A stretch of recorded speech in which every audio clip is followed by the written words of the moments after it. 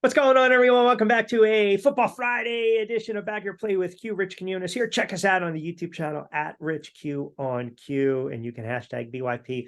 I'm smiling because I know right away. It's like the cat that ate the friggin' canary. My guy, who knows everything there is to know about the gambling space and the NFL and college football, the NBA, you name it, he's got it covered. Corey Parson at the Fantasy Exec, part of the Better Network, and also doing his thing on YouTube, which I applaud immensely. All right, brother, I'll let you have first crack at it. We're going to go a little NFL, do a little college, a little Dion, a little SEC, but you've got the look of a man who just defeated a man 40-0. Yeah. Yeah, and listen, I'm not the type of guy that likes to brag and bring this stuff up. You know what I'm saying? I see that big blue giant helmet back in that background. Lifelong Dallas Cowboy fan, right? But I saw you and your man Brandon Jacobs, who I'm not a big Brandon Jacobs guy that's danced on the end zone for all those years. But I heard him say that. I heard y'all say that Daniel Jones was better than Dak Prescott. I'm not a Dak Prescott supporter at all, but he's better than Daniel Jones, much better than Daniel Jones, right? And then to come out there, and this is my question to you. Are the Cowboys going to pitch back-to-back shutouts to open up the season by shutting out both New York teams like they just did the New York Giants? What you guys are, the season the fans are so cocky. It's unbelievable. You win one freaking game, you guys think you're winning the Super Bowl in July and August. Listen, two things. I was not sold on Daniel Jones. He sold me last year. You and I have a Daniel Jones conversation over the last several many times, right? Yep. No excuses going into the season, right? Offensive line still stinks, but that's not an excuse. They just don't know how to draft and fix it.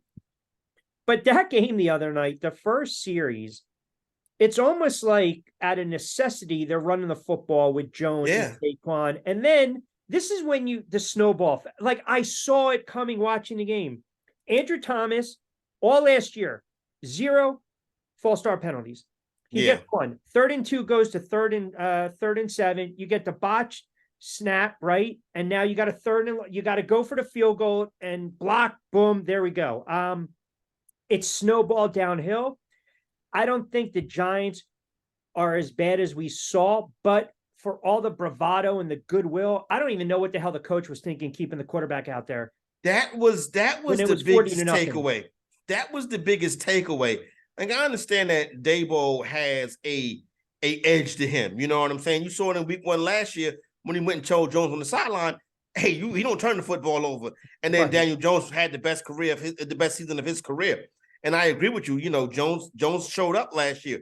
But then you see it's a difference with the New York Giants and where they're at right now. And then to see Dable on the sideline and he's sending him out there, it's almost like he was blaming Daniel Jones for this. It's nothing to do with Daniel Jones. Once you get behind this Dallas defensive line, it's a problem. You know what I'm saying? So that's not something that he should have blamed on Daniel Jones. So I didn't like that. And you saw where Parson came out and spoke about that as well, where it was wrong to leave Daniel Jones out there with the backup offensive line just getting teed off on. You know what I'm saying? So I agree with Micah on that one. But basically, when I look at it, the last 2 games we've seen the Giants against the Cowboys and the Eagles. So what you see is that the Giants have work to do to catch up with those teams, with the elite NFC teams. Yeah. I think they can probably play the 49ers a little bit tougher because the styles are a little bit different. But the Giants, to me, are better than just as good as or better than every team in the NFC North and in the NFC South. Yeah, listen, the proof's going to be in the pudding. You can't go on the road and lose to Arizona, even though they're favored. No. I mean, and by the way, we'll get into these games. The Dak, you're a diehard Cowboys fan, and I've been trolled from you, and I'm okay with that. I'll take the medicine, man. I'll take the lump. Oh, you think I wasn't taking it in 07 and 11? How do you justify the move for Lance? You've got Rush as a backup, but and this is aside from the pod with Brandon Jacobs, 27 and Q. I even said this. I think if you're Dak, you've got to be saying to yourself, are they trying to light a fire under my ass, a spark? Because in how many games last year did he lead the NFL in interceptions? I mean, look, he regressed. He regressed last year. That was only so when we sit there and we do the comparisons, and we used to do it, years ago with Romo and McNabb, and then Dak, and then Wentz, and Wentz is looking for a job. I think it's more of line of, I need the consistency. And I think because the stars on the helmet, the expectation always is they need to make a deep run, period. Yeah. And I see, if they don't this year, making a deep run, a problem. Yeah, nothing short of the NFC Championship. Your quarterback might be out, and we know about the numbers in the contract, and the head coach might be out. See, I think the coach is safer than the quarterback, to be honest with you, because the coach has put up back-to-back 12-5 seasons with Kellen Moore and other guys on his staff. Yeah. So this year, he's kind of earned the right to say, okay, I gave you back-to-back 12-win seasons, Jerry. Let me go ahead and get the staff together. And basically, he wants to coach the game, McCarthy, like how he coached the game when Cooper Rush was the quarterback. You see, here's the thing with Kellen Moore. Kellen Moore is not a head coach. Kellen Moore's job is to get first downs and touchdowns. That's it. Mike McCarthy's job is to win the football game. But you can't trust that head coach. Yeah, exactly. Yeah, well, you're right. I'm still worried about him too. Don't get me wrong. Remember how terrible it was when it started with him.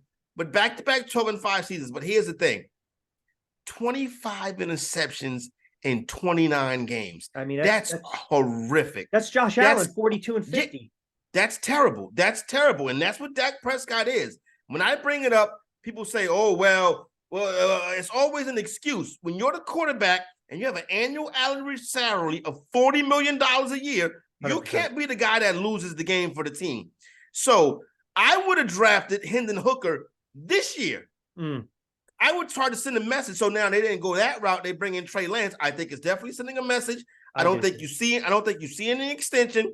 And I think that they know in that building, you already said, we was looking at the Philadelphia quarterback. They know in that building. And then I think Greg Cosell, NFL Films guy, Greg Cosell, he had the most poignant thing.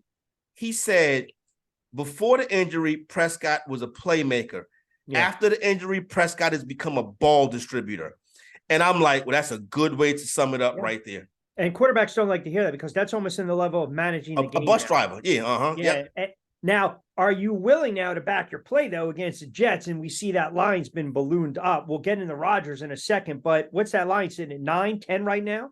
Dallas Cowboys in the last 2 seasons, 10-5. 10-5 ATS is home favorites. And when they're double digit or more than a touchdown favorites, I think they may have 1 ATS loss in the last 2 years. So when they are big favorites, they tend to show up. And now you got a situation. I understand what the Jets did at home this past Monday night. Everybody was ended up rooting for them, and it was great to see that moment in the Meadowlands on 9/11. But now it's like a little bit of a dose of reality, right? You know what I'm saying? Now you're going on the road against an elite defense with a quarterback who was going to be in some trouble. So, Aaron Rodgers ain't gonna be able to get you out of this one. You know what I'm saying? Like, you're not going to have the ear and the ear. You're not going to have the Meadowlands crowd to root you on. So I think this is a very tough spot for the Jets coming up this week.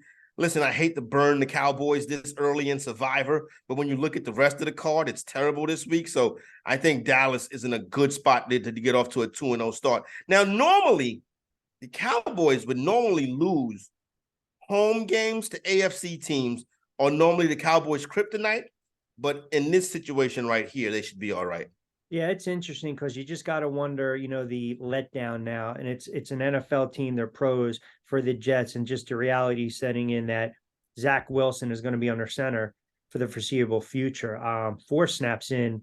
I mean, man, I feel bad. You had Aaron Rodgers, MVP, future Jets going to the playoffs. I mean, if they can win 8 games and sneak in, that's a hell of a coaching job by Robert. Well, that's what I said. Really, because you remember Vinny Testaverde.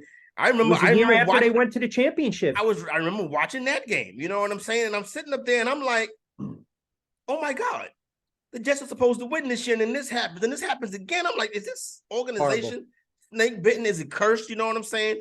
For this to happen like that. I remember Keyshawn Johnson being emotional in the post-game press conference. Walking out. But that coach was Bill Parcells. You see what I'm saying? Yeah, no doubt. That coach was Bill Parcells, and that's the difference right there. And that team almost made the playoffs, Rich. They did. They almost the last game of the year versus the Seahawks. Ray Lucas had that quarterback sneak. It was said that he was down, but that was a touchdown. The Jets should have made the playoffs that year. But Robert Saleh is not Bill Parcells. Yeah, no, at least 100%. not yet. And listen, you can draw the parallels. Is this a Trent Green going down in 99 out of nowhere, Kurt Warner, right? Is this Tom Brady going down? Matt Castle won 11 games. I mean, so hey, Cunningham went down in 91 opening day against Green Bay. Bryce popped him in the knee, and they went through 5 quarterbacks that season. But it's a different NFL. We know that. I just think it's a tough spot for the Jets going forward. Their defense is going to have to carry them. This is my look, but don't touch game, to be quite honest with you. How about tonight? Eagles in Minnesota, Thursday Night Football, right? So Eagles a little slow out of the gate, nothing new. Minnesota kind of stubbing their toe. Everyone's getting on my guy, Captain Kirk in prime time. I mean, is Captain Kirk the girlfriend that you keep giving chance after chance after chance? Every time you walk in the room, she's getting a little loose with one of your buddies. I mean, what do we do here? Well, you see what they're doing. His contract is over and he's not extended past this year. So he's a lame duck quarterback. You know what I'm saying? So when I realized, okay, they moved Cook, they moved Thielen, the quarterback's a lame duck, I automatically thought they're trying to get Caleb Williams. They're trying to do it sneakingly.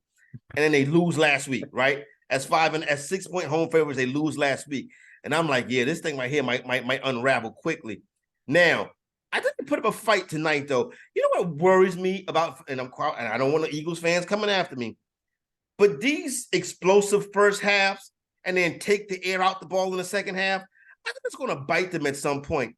That total tonight, 49, drops down to 40, drops down to 48 and a half. And I'm like, man, if the Vikings come out in the second half and they have some fight, I would take the over. Yeah, I think it's some wonky totals this week, Rich. Really? Yeah. So last week it was all about some of the road favorites, right? Yeah, that was big. Some of those teams.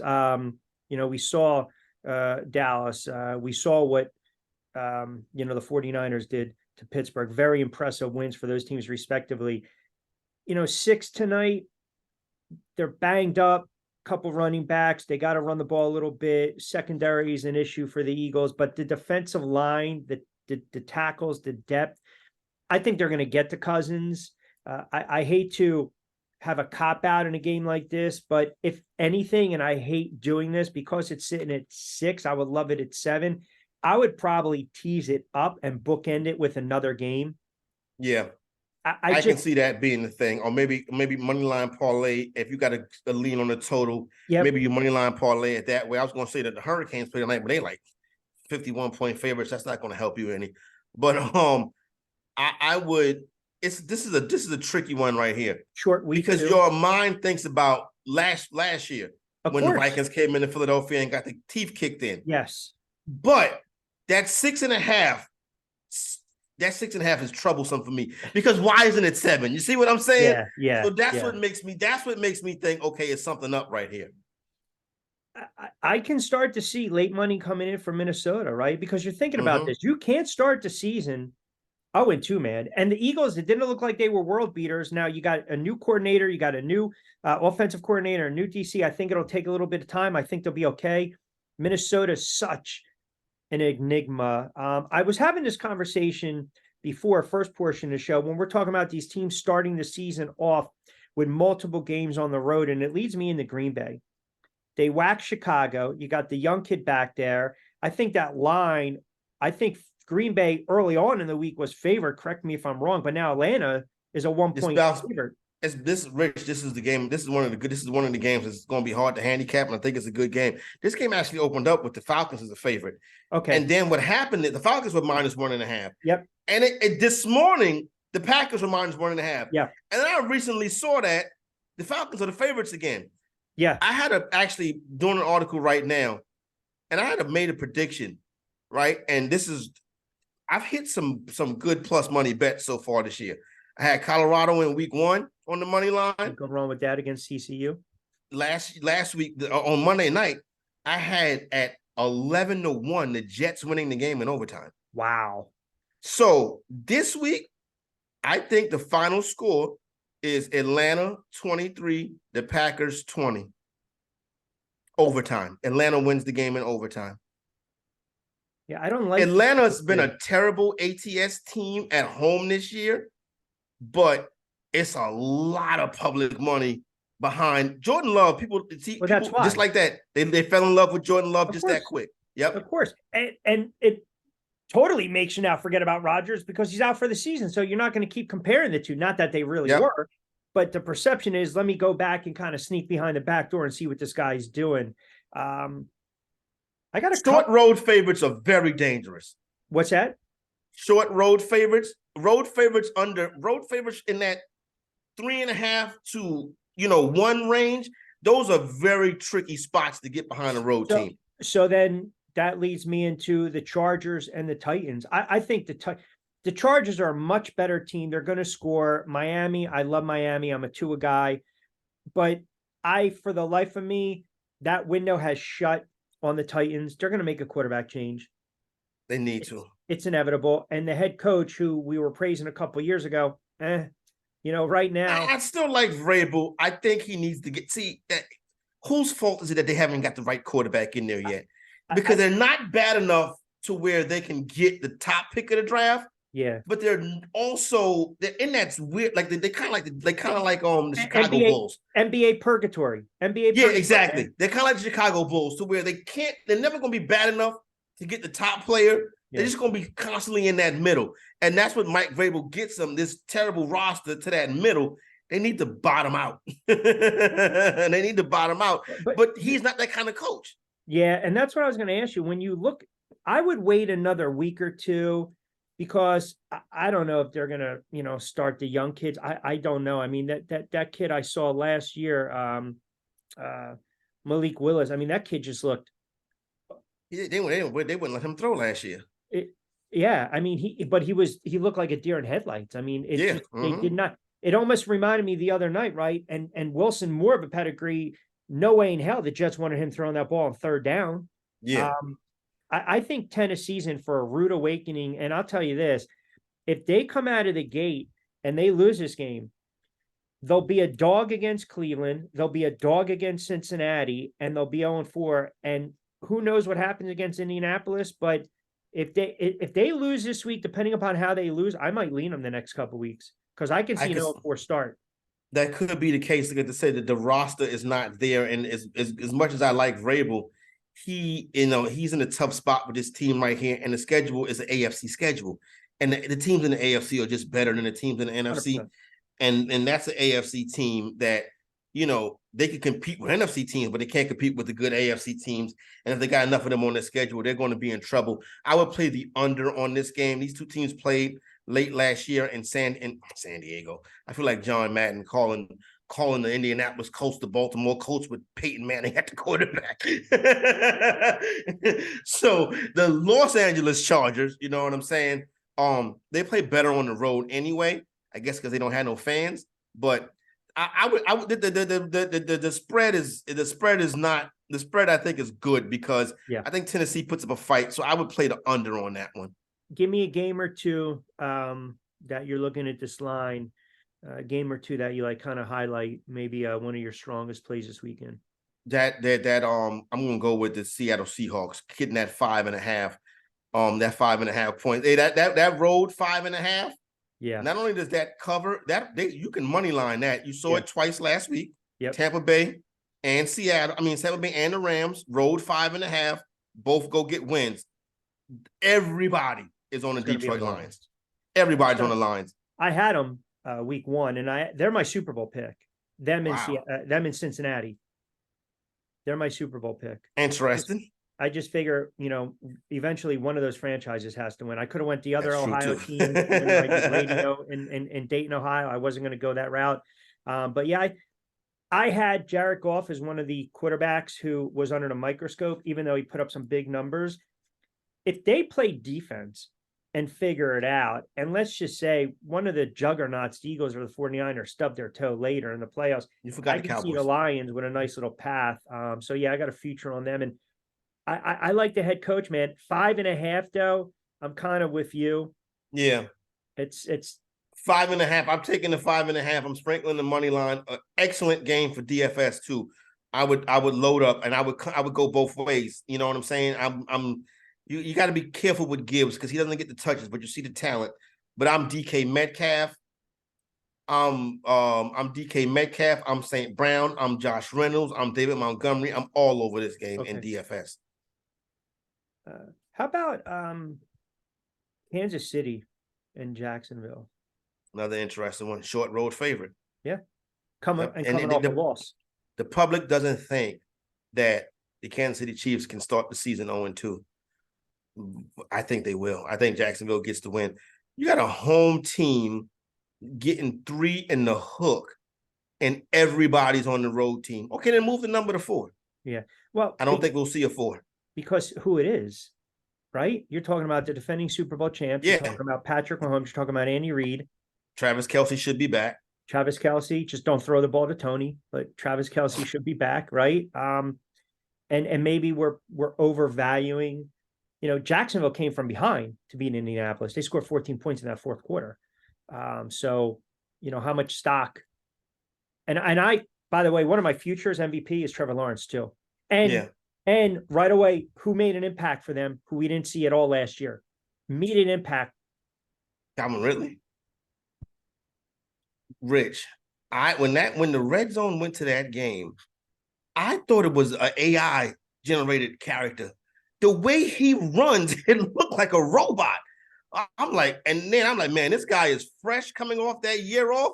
Pissed off and motivated. He is a handful. Yeah. He is such a handful. Yeah. You know what I'm saying? So, and you know, if they couldn't do nothing with St. Brown last week, they're going to have a real hard time with Calvin Ridley. Yeah. Let's just hope he didn't do any self-proclaimed. Yeah, no parlays. Player props on himself. Right.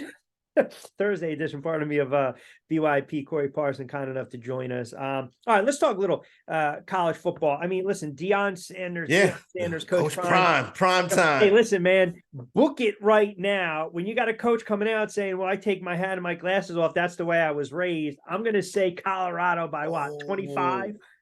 Why would you already sees how Deion has this way of motivating those kids.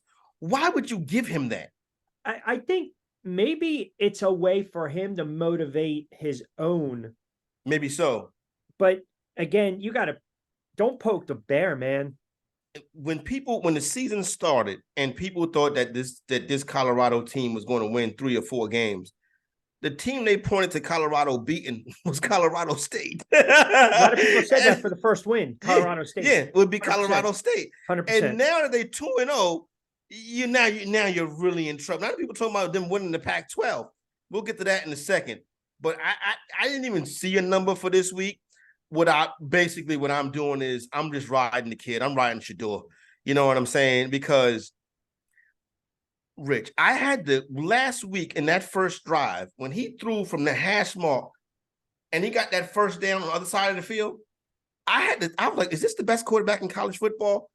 So I had to stay up that night to watch USC just to make sure that Caleb Williams was still the alpha in college football at the quarterback position. But Shador is number 2. So I'm all over his props. I'm all over his. And then one thing I like about, and this, I tell you this, with Deion, he wants Shador to be a Heisman Trophy candidate. So he was being interviewed. I saw it on YouTube.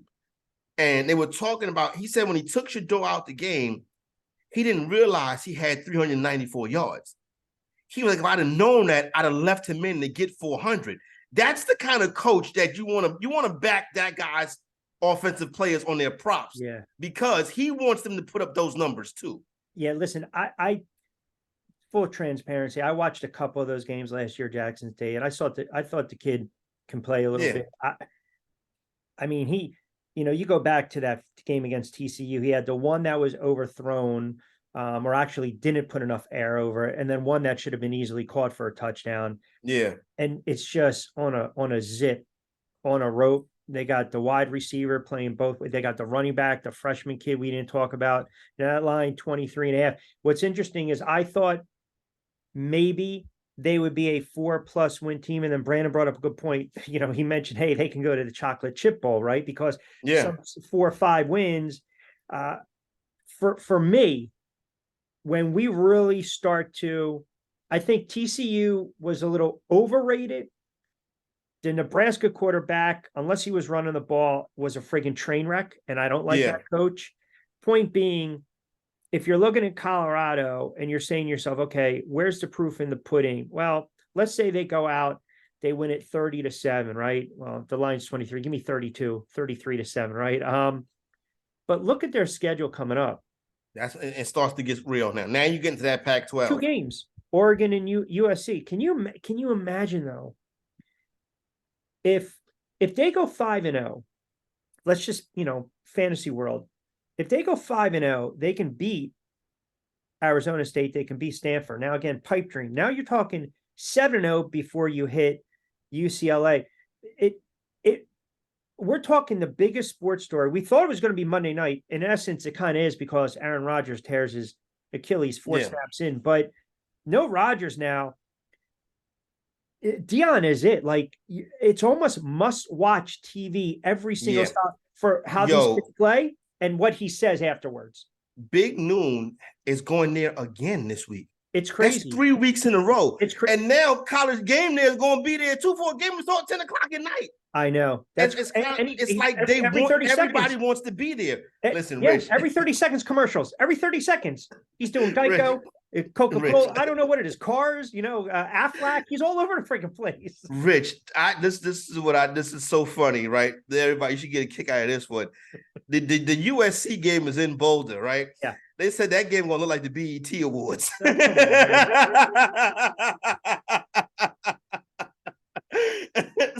But listen, you're talking when they haven't announced a time for that yet. When would you schedule that? I would listen. It's tough to schedule that at 7 p.m. I would go 3:30 because you got the sun. I would go 3:30 ABC. I like that. I have to. That's got to be an ABC game, man. Now, are they locked into Fox Colorado? Broadcast? No, I don't believe that is the case. I think Colorado has I think the Pac-12. I think ESPN bought some Pac-12 games. Okay. Like this is ESPN this weekend. I know that for sure, right? But I'm not sure about the or prime time. Yeah, but you see, I'm not sure you want to put that at 7, right? Because you put that at 7, that game's going to be sunny at 7. Yeah. They normally reserve that for the Rose Bowl, right? When you have that West Coast, that late East Coast start. Yeah, that's a good point. So it could be 8. They could push that one back to 8 too. Yeah. So I could see that happening. But that's going to be like Georgetown versus St. John's. That's going to be the sweater game. That's going to be one of the most watched college sporting events ever. I mean, my Johnny's had a great squad until John Thompson back, and that was pretty much it. That was fantastic. And you know what? That Oregon game's at 3:30 on ABC. So now let me just so maybe it's almost like a wait and see to see what they do in that game. So maybe that's what it is. Yep. Yeah, it still says it's right now. I still got TBD. Right, USC and Colorado TBD. Yeah. You know what else that week? That's a great weekend. Because there's another big game that weekend too. Notre Dame plays Duke. I'm very impressed with what I've seen from Duke so far this season. And then you also have LSU and Ole Miss that weekend. So it's going to be some good college football that weekend. Looking forward to it. Speaking of which, I want to pick your brain a little bit. SEC, man, because we know where you're at. We love SEC football as well. We get some good profitability from them. Give me a game or two that you've kind of highlighted again, where you say to yourself, it's must watch, but here's a game that I'm pretty comfortable back in my play and betting. I want to see what the real deal is with LSU, and I think we're going to get to see that this weekend on the road versus Mississippi State. I had LSU to win the national championship coming into the year, and the quarterback doesn't look like a national championship quarterback, and Jaden Daniels did not look like it in week 1. Right now, I think Florida State is the best team in college football. So I want to see if LSU can go on the road. They're a big favorite. I want to see if they can go on the road to Mississippi State out there in Starkville, and the quarterback play well enough on the road to get the win and cover the spread. I think LSU could be in a little bit of trouble this weekend, so I would keep an eye on that. But I need to see a good performance from the quarterback so I can feel good about where he's at. He was one of these guys who was a Heisman Trophy candidate coming into the start of the year, and now he's gone. You forget about him. Yeah, I don't like their offensive line. Mm-hmm. I mean, I've seen this quarterback take too many hits. I think he's been sacked 5, 6, 7 times already. Yeah. He has happy feet too. He didn't have happy feet last year. So I don't know. Like, I don't want to say his game regressed, but happy feet in the pocket, patting the football. He needs a big performance this weekend. Yeah. I mean, listen, LSU, you rebound nice against Florida State. I get it. Would they put up 70 something over Grambling? It's going to be a totally different animal. Yeah. But see, that's Grambling got like $500,000 for that game. Yeah, exactly. Just to show up. Yep. And get kicked in the nuts. I mean, that's pretty much it. Give me the check. Prime didn't do that at Jackson State. Prime said that he wasn't going to do that because he was like that. First of all, you don't like a lot of those dudes, like they leave college, they go be accountants. So they're not professional athletes, you know what I'm saying? And then Prime is like, okay, yeah, you get money for the program, but what do you do to the psyche of the kids? Right. Getting beat by 70, like tonight, Miami plays Bethune-Cookman. They're a 51-point favorite. Like, high school teams can beat Bethune-Cookman. But the universities, they want to pay. They need the money. They think it's exposure. And to some extent, if you look at, my buddy is on the voting committee for the HBCU, the Hall of Fame, Lloyd Vance. And, he's told me this for years. A lot of these colleges, the smaller ones and universities, historically Black college football, they want the exposure to some. Remember back in the day, BET was showing these games, right? Bounce TV was showing. It's so funny that you mentioned that. I actually was having a conversation with somebody recently talking about the Hall of Fame and how I believe that Steve McNair, should be in the Hall of Fame, even though you get to be, obviously you put him in posthumously now, you know what I'm saying? And I remember being in college, coming to my grandparents' house and watching Steve McNair in Alcorn State on BET too. They used to play college football games on BET too. Yeah. And that's really how Steve McNair became so popular coming into the NFL. No, it's a great point, man. Household names. Absolutely. Look, I for my money, Georgia's still the best team. Go ahead. I'm glad you went there. Yeah. They're not going to go undefeated through the SEC this year. Right? The talent, no, the inexperience. Who are they losing to? Where are they getting their first loss? Auburn? I think it happened this weekend. You think it happened this weekend? See, I sprinkled the money line this week, and I know I'm sitting up here with the Gamecock hat on. That's what I'm saying. Right? But that you're I'm not a fan. I'm not a fan. I'm not biased. Listen, Rich, stay with me here. SEC opponent, come to Athens, a team they've destroyed numerous years in a row, right? They're not going to have an undefeated SEC season with Carson Beck as the quarterback. I think they lose. I think they go to the SEC championship game with one loss, but I think that loss, listen, it's highly unlikely that a 27.5-point favorite goes in there and beats the number one team in the country with Spencer Rattler as the quarterback. That's what I was going to ask you. Like, who's the quarterback? You got 3 of them on that roster. I would listen. Spencer Rattler is the starting quarterback, and he looked a little bit better last week versus Furman. You say, oh, that's Furman. Well, Furman's one of the top FCS schools. They're better than Colorado State, right? So what I would say is this. I would actually give the kid from Florence. He's a freshman, right? Lenoris Sellers, dual threat quarterback. I would mix him into the game this week. I think that is the quarterback of the future. I think that's the program. That's the quarterback that's going to take the program to the next level when he gets in there and he gets rolling. I would give him a shot. I would give him a shot at some point this week to see what he looks like, because that's going to be the future. Spencer Rattler been playing college football. It seemed like forever now. I was about to say, he's as old as us. This guy's been in college for like 17 years now. Come on, man. So wait, you're going to hold on. You've cashed a check. Obviously, I can see you've cashed a check, which I'm fine with. I don't have a problem with that. But now you're sitting there telling me throw another kid back there under center, and you're still going to take them to win the game? Listen, they got to switch it up. This is more or less a feeling play. I feel as if Georgia is going to lose an SEC game this year. Okay, I feel you on that, but it's not going to be South Carolina. It ain't going to be South Carolina. We do something where we say we're underflated or overflated, which is confidence level. You're overflated right now. I'm underflated. No, and the Duke doesn't lie. I'll take the 27.5. Sprinkle the money line. I'm not saying to put the mortgage on the money line. You got $17 pizza money. Whatever that pie that you're going to order 12 o'clock Saturday afternoon, the price of that pie Put it on South What's the Carolina money money line? line. What's the money line odds right now? It's probably 30,000. Hold on, I'll tell you right now. I'll pull it up for you right now. The money line on this one right here, NCAA football. Let's go. This is a good old 3. This is 3:30 on CBS. This is when all the wild stuff happened, Rich. You know what I'm saying? That's a fair point. 3:30 CBS. South Carolina is a plus 1,600 point. I mean, a plus 1,600 underdog. You know what? I just might appease you if I see some crazy man run out on the field with a hat. I'm gonna know. Why are they storming the field in Athens? I can see them. Yeah, right. I can see them losing. I think their first loss maybe is Mississippi. Okay. And that's an interesting one right there. Yeah, and that game is coming up in November. I'll pull up their schedule right now. Listen, they're a tough, but do they really play anybody? No, I know they played Clemson a couple years ago and stuff like that, but they got to do a better job with their scheduling. Auburn on the schedule that's coming up as well. So they got to go to Auburn. They go to Florida is the neutral site game. Yeah, Ole Miss and then obviously Tennessee are the big ones coming up down the stretch.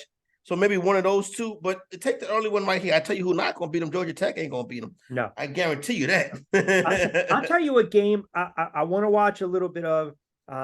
If I can. I'm not sure about travel and broadcast duties yet this weekend, even though it's a Thursday already. Go figure. But Tennessee and Florida. Yeah, that's actually a very interesting game right there. I'm glad you mentioned that one. Tennessee has not been that overly impressive to me that year. That's so far this year. And then when you look at some of the numbers, when you go ahead and break down this game, I don't really like, people like the quarterback. I'm not as high on the quarterback as everyone else. Florida, I think Florida at home with Billy Napier, and this is what's interesting. The point spread tells a tale. Tennessee is a 6.5 point favorite. Yeah. They're almost a short road favorite. Yeah. I would take the points with Florida this week. Yeah, listen. That would be a big win for Florida and Billy Napier. That's exactly it. And I don't like the quarterback from Tennessee. I think Florida's more athletic team. But again, how much stock are we putting in? I don't who they beat last week. They put up 49. They lost to Utah, which was a snooze fest, and everyone figured, hey, they're going to have a tough season. But they also have some games where you sit there and say, get a couple wins out of your way before you hit Georgia in a couple weeks. They put up 49 last week, I think it was. I think would they play McNeese State? Something like that. It wasn't nobody that was worth playing against. Yeah, exactly. I just think in the trenches, to me, I'm a big fan. SEC football in the trenches, man. You got to control the line of scrimmage. That's it. But that's what Dion says. Yeah. Dion has said we can compete skill position, but it's in the trenches where you win the national championships. 100%. 100%.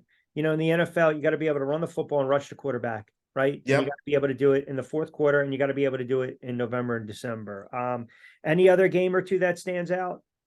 As far as on the slate this week, looking at college football, Alabama, right? They should bounce back. I'm not willing to lay 31 with them. I think Alabama is problematic mainly because of the fact that, when Milroe, versus Middle Tennessee, it looked like the explosive players was back in the passing game, but that was Middle Tennessee. Yeah. Now, this past week versus Texas, you saw some flashes of it. Milroe, much like Jaden Daniel, happy feet in the pocket, pat the football a little bit too much, kind of gave Texas an easy win. Now, Alabama and LSU is probably still going to decide who is going to face Georgia in the SEC championship game. So I think you want to see both of those teams and see who can get it turned around and going in the right direction. Another interesting game I'm looking at this week is, Florida State's a team that I think is the best team in the country right now, but they have an easy one this week, so I wouldn't worry too much about Florida State. Penn State, yes. Penn State going into Illinois. I would lay that number with Penn State. This kid, Drew Allard, is starting to his Heisman odds are starting to shorten. Yeah. Penn State Big Ten championship odds are starting to shorten. A lot of people think that this is the year that Penn State can maybe knock off Ohio State and Michigan. I'm getting behind Penn State this year. I want to see if they can. What's that, 14.5, 15? 14.5 versus Illinois. I like that. I think Penn State's the real deal this year. Just to make you chuffle as we close it out, I actually like, I don't know if you have it in front of you, the over in the Hawaii and Oregon game, because They're given 37.5. So this wow. Yeah, so it probably should cash to the over. About 63. I'm looking at it right now. Let me try to find it. I'm scrolling down my board. Well, I tell you, it's a 75. You got the backyard brawl this weekend. If you're into that, true. You know what I'm saying? You know, it's always been a little bit boring to me, the backyard brawl, whatever. How come I can't find them now? Oh, yeah, there you go right there, 69.5. That's crazy. How about Clemson? I told everybody that Klubnik was trash. Nobody wanted to believe the fantasy executive. Klubnik come out there and he looked as bad as DJU did. You know, here's the thing with Dabo, right? It reminds me of Gary Williams. Remember Gary Williams didn't want to play the one and done game? Yep. Right? Kevin Durant grew up in the shadows of the University of Maryland. Yep. Kevin Durant said, I never got one letter from Gary Williams. Gary Williams don't want to play the one and done game. Yeah. Dabo don't want to play the transfer portal NIL game. You want to find yourself out of a job like Gary Williams did. Yeah. You know what? This would be a good time for an NFL team to approach Dabo. Well, why his stock is, and he's not, when you think about it, if he's not going to do he's not going to embrace the college game, then you might as well go to the pros. And by the way, and let's close with this, and that's why I think when you look at what Deion's been able to do, he's, backing up what he's saying, right? And the credibility, the swag, but more importantly, you get 60, 70 kids. You're already naming your son the starter before he enters the portal. You're sitting there with the existing team last year in the auditorium, and you're saying 85% of you guys, you cats aren't going to be here when we kick off the season. I think from a recruiting standpoint, you beat TCU, you beat Nebraska, say you beat, and they should, Colorado State, and they get to a bowl game. I think every 5-star athlete, some senior out there is sitting there saying, I want to go play with Deion Sanders. Now, here's the catch, because there's a flip side to that. If they win 5-6 games, win a bowl game, and then say next year they're really in contention, right? And maybe they're in the playoff championship series. Who knows? Win or not. How long do you think Deion Sanders? that's the number one question. His name will start not only circulating with bigger time colleges, but rest assured, his name will be floated out there in the NFL. So he's already said he doesn't want to coach professional athletes. He said that on numerous occasions. But he money can say talks. whatever he wants. Yep, there you go. Money talks. So he says that, but you're right, money talks. But you know what I think, and this right here, and even if you look at the way he's running the program, I think he has his eyes on one job, right? And I think the kind of person that, if you look at what Deion Sanders was in the pros, he went Atlanta, he went to San Francisco. Remember San Francisco was in Atlanta's division. He left San Francisco, he went to Dallas. He left Dallas, he went to Washington, right? The Miami Hurricanes. I was going to say Florida State, but I was thinking it's the Miami Hurricanes. It's the Hurricanes. If the Hurricanes job ever came open, then Colorado will be saying bye to Deion Sanders. And that uptick in African Americans you're seeing in Boulder, Colorado, that'll probably disappear. That'll probably disappear as well. But it's the Hurricanes. Can we get a future for that? 2027? I know, right? I wish we could get that, because here's the thing: if he gets that, then he gets a chance to do what he wants to do. He gets a chance to upstate. He is angry that Florida State did not give him that job. Rich, he said recently he doesn't consider himself a Florida State alumni. He said, I played football there. That's it. So he's upset that they didn't give him that job, and he's using it as a chip on his shoulder. Sure. Because at the end of the day, what do you want to do? I mean, it's the American dream. I want to shove it back in my employer's ass that screwed me over. Right? Exactly. We know all about that. Tell me what? Got to get that in there before we get out of here. All right. For real. Where can everyone find you on social media? The Better Network, you doing the show on the YouTube channel as well. Promote away.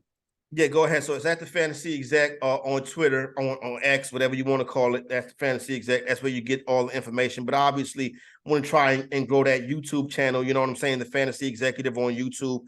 So we've been at about it for about 8 weeks or so now, and seeing some good progress, some good feedback. So we're gonna keep pushing. Everything over there is, straight shooting stuff that it's good times, wagertainment. You know what I'm saying? We talk about the lines and spreads and stuff like that. And we also get into the stories behind the people and the athletes in sports. So come check me out. You will not be disappointed. All right, absolutely. Well, I appreciate jumping on a Thursday edition of BYP with you. You know we're going to do this throughout the NFL season. Of course. The Giants are 0-5, then I get a grace period. But always appreciate it. Great stuff, brother. My man.